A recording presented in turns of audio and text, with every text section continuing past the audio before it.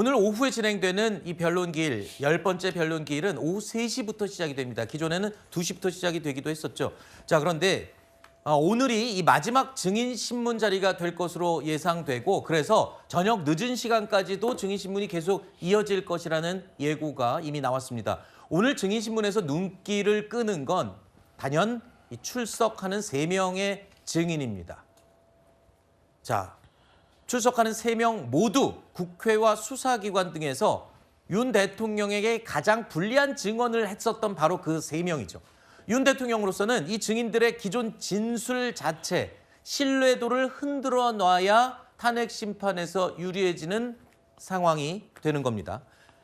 핵심 키맨, 물적 증거까지 지금 검찰에 제출한 사람이죠. 홍장원 전 국정원 1차장이 관심을 끌고 있습니다. 이틀 전 저희 채널A에 출연해서 이 메모 작성 장소를 기존에 해왔던 진술과는 다른 내용으로 바꾸면서 혼동했던 사실을 인정을 했죠.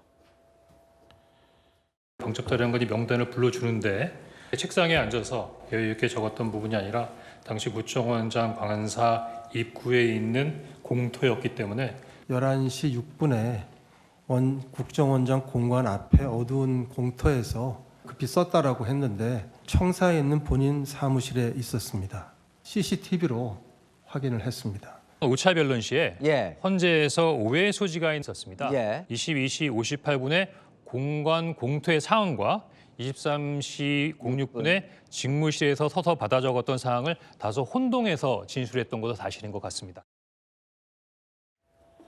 홍장원 전 1차장이 탄핵 심판 5차 변론 기일 당시에 했던 증언, 지금까지 변하지 않았었습니다. 그런데 저희 채널A에 출연해서 해당 내용을 착각했다라면서 정정을 한 거죠. 그러니까 입장이 바뀌었다라고도 제가 표현을 하겠습니다.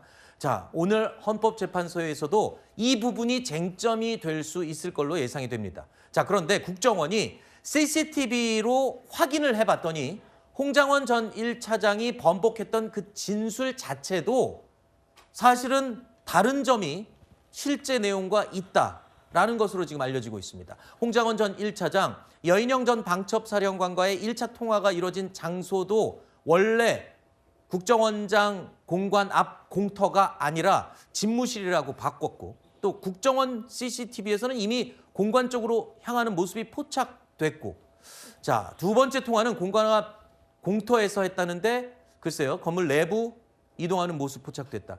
뭔가 증거와 진술 자체의 신빙성이 깨지는 그런 상황이다라고 여권에서는 또 윤통 측에서는 그렇게 주장을 하고 있는 상황이죠. 오늘 변론기일에서 영향을 줄 수 있을까요?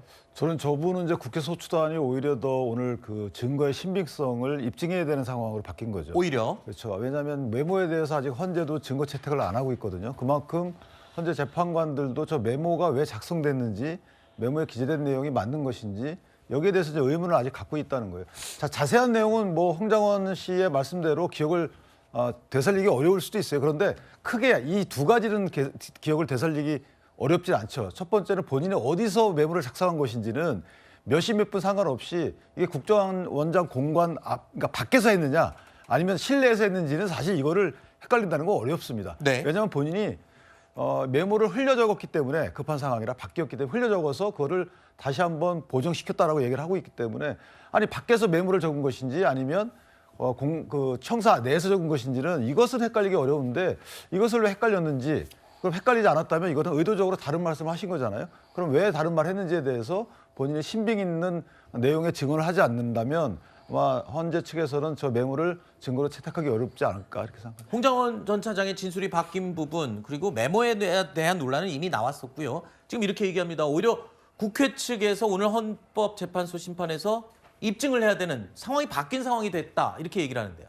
저는 자주 말씀드리지만 홍장원 전 차장의 메모가 저는 이 탄핵 심판에서 대통령이 체포 지시를 한 것과 관련해 가지고 저는 그냥 부차적인 거라고 생각합니다. 네. 그냥 100번 양보해서 그냥 홍장원을 여기서 빼버려도 윤석열 대통령의 체포 지시가 있었는가가 증명이 되는 거잖아요. 그리고 우리가 100번 양보해서 어쨌든 간에 방첩사에서 국정원에게 어쨌든 그 정치인들에 대한 체포를 요청을 한 것은 아니라고 하더라도 최소한도로 위치 추적을 했다는 거, 요청했다는 것은 방차사라든지 경찰이라든지 이런 곳에서는 대통령의 지시로 정치인들 체포를 했다는 정황적인 증거가 있기 때문에 네. 저는 국정원의 홍장원 차장의 메모가 저는 결정적으로 윤석열 대통령의 정치인 체포 지시에는 뭐 결정적인 요건은 아니다. 부차적인 어떤 그런 수준이다. 저는 그렇게 판단합니다. 알겠습니다. 오늘 밤 늦게까지 이어질 증인들의 증언 내용, 오늘 늦게나 그 내용을 파악할 수 있을 것 같습니다.